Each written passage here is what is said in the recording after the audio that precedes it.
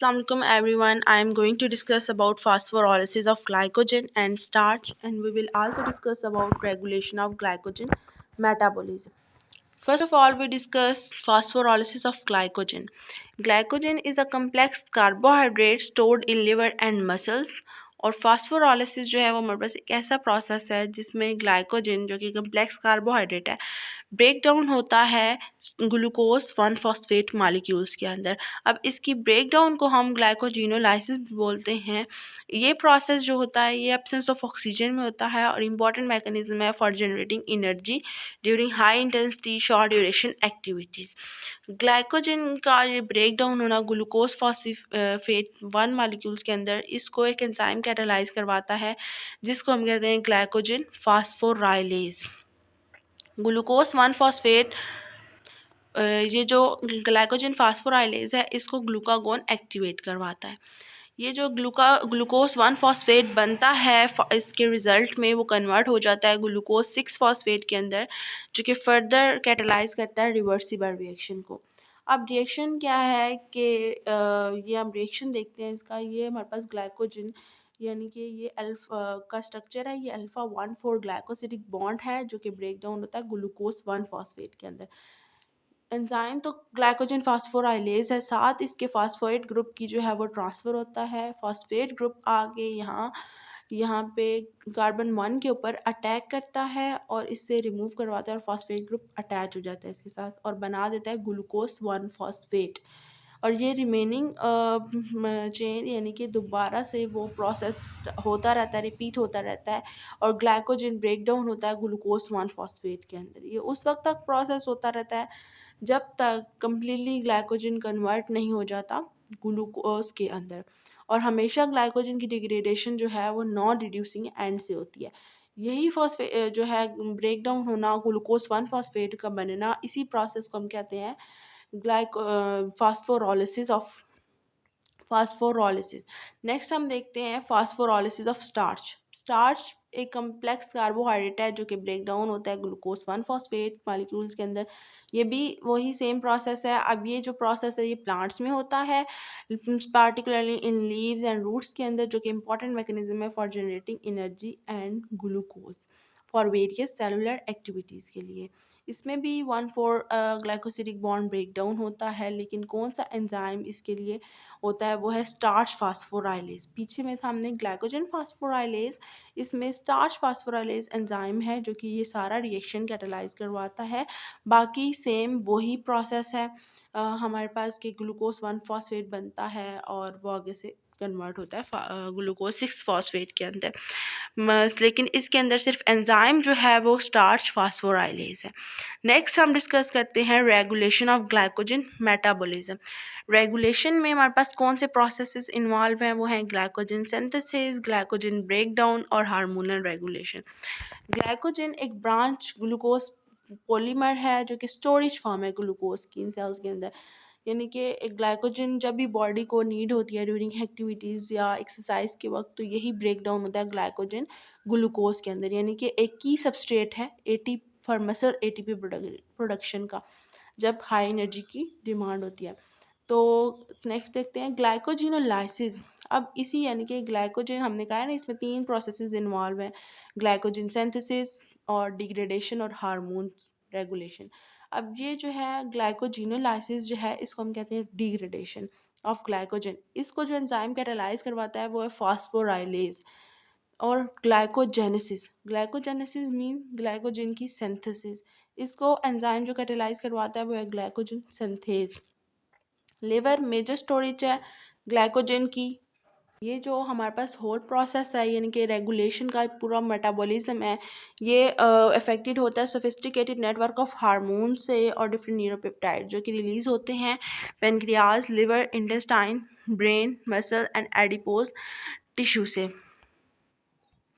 अब glucose homeostasis जो है वो मेंटेन होता है 2 हार्मोन से, जो कि एक दूसरे के ऑपोजिट वर्क करते हैं। एक है इंसुलिन और एक है ग्लूकागॉन। इंसुलिन जो है वो उस वक्त रिलीज़ होता है जब ब्लड ग्लूकोज लेवल हाई होगा, और ग्लूकागॉन हमारे पास इससे ऑपोजिट, यानी कि जब ब्लड ग्लूकोज लेवल लो होगा तो ग्लूकागॉन रिलीज़ होगा और क्या करवाएगा, ग्लाइकोजन की ब्रेकडाउन, और इंसुलिन क्या करवाएगा, ग्लाइकोजन की सिंथेसिस। अब हमारे पास दो तरह के एंजाइम हैं, ग्लाइकोजन सिंथेज और ग्लाइकोजन फास्फोराइलेज। सिंथेज जो कि सिंथेसिस करवाएगा, फास्फोराइलेज जो कि डिग्रेडेशन करवाएगा। अब क्या होगा कि दोनों एंजाइम जो हैं, यानी कि सिंथेज और फास्फोराइलेज, दोनों एट अ टाइम वर्क नहीं करेंगे।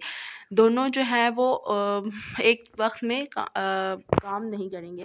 क्या होगा कि अगर जब ब्लड ग्लूकोज लेवल हाई है हमारे पास, तो क्या होगा, दोनों जो है वो फास्फोराइलेटेड होंगे। ब्लड ग्लूकोज लेवल हाई है, दोनों फास्फोराइलेटेड है। सिंथेज जो है वो फास्फोराइलेटेड है तो वो इनएक्टिव होगा। तो क्या यानी कि सिंथेज जो है वो फास्फोराइलेटेड होगा, सॉरी, जो हमारे पास ब्लड ग्लूकोज लेवल हाई होगा तो दोनों जो होंगे वो डीफास्फोराइलेटेड होंगे, यानी कि फॉस्फेट ग्रुप अटैच नहीं होता। और अगर ग्लाइकोजन सिंथेज के साथ फॉस्फेट ग्रुप अटैच नहीं होगा तो ये इट्स मीन कि ये एक्टिव होगा और फास्फोराइलेज इनएक्टिव हो जाएगा। तो इसमें क्या होगी, सिंथेसिस होगी लेकिन डिग्रेडेशन नहीं होगी। हाँ, अगर ब्लड ग्लूकोज लेवल हमारे पास लो है तो फिर क्या होगा कि ग्लाइकोजन सिंथेज और फास्फोराइलेज दोनों फास्फोराइलेटेड होंगे, इनके साथ फॉस्फेट ग्रुप अटैच होगा।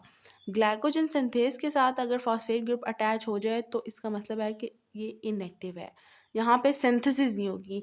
और फास्फोराइलेज एक्टिव होगा तो क्या करवाएगा, डिग्रेडेशन करवाएगा। तो इट्स मीन अगर एक एक्टिव होगा तो दूसरा इनएक्टिव होगा, क्योंकि हमने कहा है कि वहाँ पे हाई ब्लड ग्लूकोज लेवल में सिंथेज एक्टिव होगा तो सिंथेसिस करवाएगा, यानी कि एक्सेस ग्लाइकोजन को ग्लूकोज में ग्लूकोज को जो है वो कन्वर्ट करवाएगा ग्लाइकोजन के अंदर। और फास्फोराइलेज उसमें क्या होगा, इनएक्टिव होगा। लेकिन ब्लड ग्लूकोज लेवल लो है तो उस केस में हमारे पास ग्लाइकोजन सिंथेज इनएक्टिव होगा और ग्लाइकोजन फास्फोराइलेज एक्टिव होगा। तो ये जो है ये सारा प्रोसेस है, दोनों एंजाइम एक दो बार एट अ टाइम वर्क नहीं करते, वो हम आगे देखते हैं सारा प्रोसेस। अब हमारे पास ब्लड ग्लूकोज लेवल लो है तो क्या होगा, सॉरी इंक्रीज है तो क्या होगा, हमारे पास दो तरह की स्टेट्स होती है ना, फेड और फास्टिंग, यानी कि ब्लड ग्लूकोज लेवल हाई है। अगर ब्लड ग्लूकोज लेवल हाई है तो जो है वो beta cells of pancreas release करेंगे इंसुलिन।